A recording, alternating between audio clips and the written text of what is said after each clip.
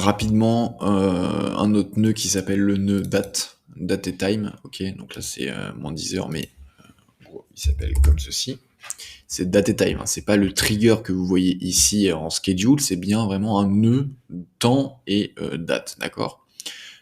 Pourquoi il est utile ce nœud-là? Parce que il va permettre de récupérer, en fait, de faire certaines actions de par une date, notamment ajouter une date, extraire une partie de la date, formater une date, récupérer la date actuelle, récupérer une date du temps entre deux dates, euh, mettre merde, j'ai pas le mot le pour tu sais, vous savez quand il y a des décimales, arrondir, voilà, putain, arrondir une date et enlever des éléments à une date.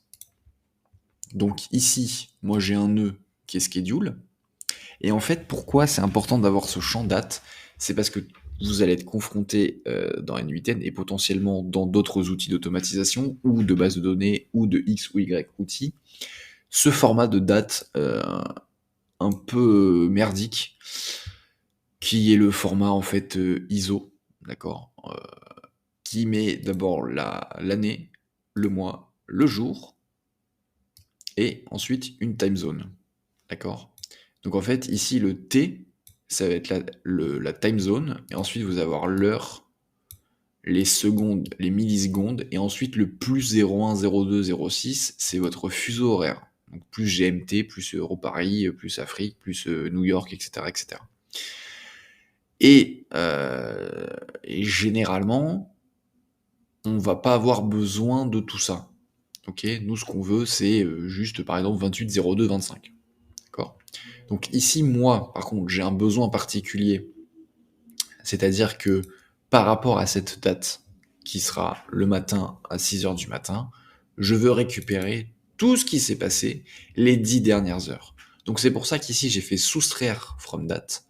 Ici, j'ai mis 10 heures, parce que du coup, depuis cette date-là, je vais récupérer tout ce qui s'est passé depuis 10 heures. Donc normalement, si je run, ici, il va y avoir marqué juste 8 heures. Voilà. Du coup, j'ai fait moins 10 sur l'heure. D'accord. Mais par contre, j'ai toujours ce timestamp de merde. Donc ici, j'aurais pu très bien rajouter aussi un champ date. Ah, pour le coup, moi, dans mon cas, ça me gêne pas d'avoir le timestamp parce que Supabase est tout en timestamp. Donc je laisse tel quel, mais potentiellement que pour l'écrire dans un Airtable, pour l'envoyer par mail ou quoi que ce soit, c'est peut-être mieux de le formater. Donc ici, on va récupérer la date, hop, et ensuite on va avoir une liste de formats déjà prédéfinis. Donc vous avez l'exemple à chaque fois de à quoi ça ressemble. Donc là c'est mois, jour, année, année, mois, jour, mois, jour, année, mois, jour, année avec les tirets. Là c'est machin, machin, machin. Ou après vous avez le custom format et pour ça je vous invite à aller cliquer sur More Info parce que du coup N8N utilise une librairie particulière qui s'appelle Luxon qui permet du coup de maîtriser le format de date. Et en fait, vous avez ici toutes les écritures qui vous permet d'écrire comme vous le souhaitez.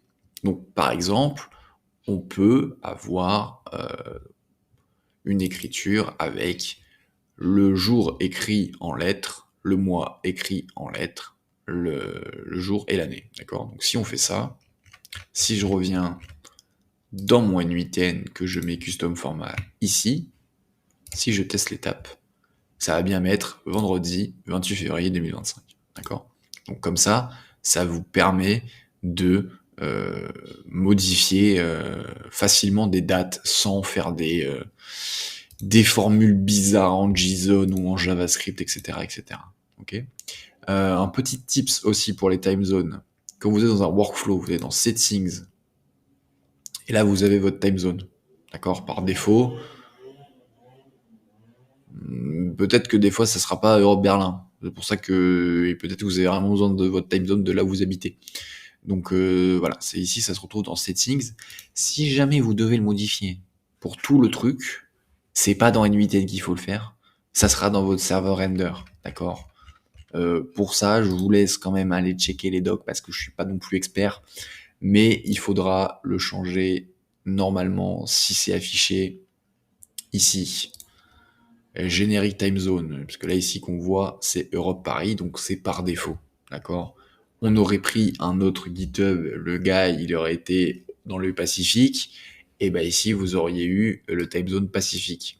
Donc c'est pour ça que là nous on a Europe-Paris, Europe-Berlin c'est pareil, hein, parce que du coup dans N8N il y avait Europe-Berlin, là c'est Europe-Paris, ça reste Europe, ça reste sans, comment dire, sans décalage horaire, quoi. Voilà.